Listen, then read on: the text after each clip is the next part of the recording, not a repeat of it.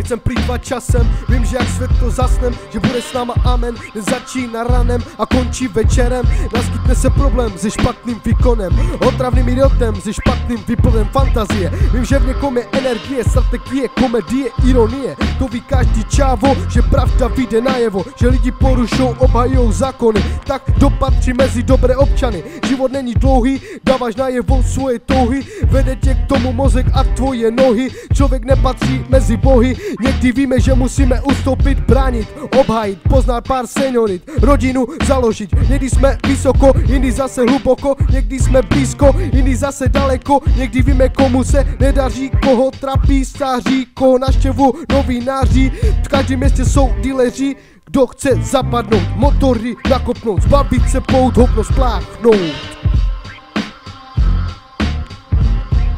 Nebudeme v Krýmu, jsme bratři v Rýmu, někdy víme, někdy skurvíme, tak popojedeme. Hej, nebudeme v Krýmu, jsme bratři v Rýmu, někdy víme, někdy skurvíme, tak popojedeme. Hej, nebudeme v Krýmu, jsme bratři v Rýmu, někdy víme, někdy skurvíme, tak popojedeme. Hej, hej.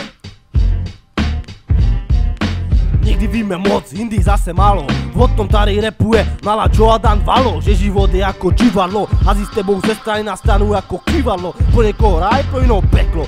A ty čavo nebo raklo, nepoužíváš míno nebo zháníš prachy na jídlo, vydáš si své bydlo nebo stavíš si své sídlo. Máme svůj cíl a pravidlo, každý své charisma, styl a kouzlo, tak dávej si bacha, aby hovno z té huby nevyklouzlo. Mám jedno heslo, žiju dokud moje světlo neuhaslo, dokud běží moje čerpadlo, budu dělat to, co mě už dávno napadlo. Ty sapetný rap business, tak podej mi padlo, nemám na hlavě máslo ani v hubě sadlo, když se ve mě pičo, já nejsem zrcadlo, neču moc na mě, nejsem gigolo, jsem s brachou demo a jebu na solo.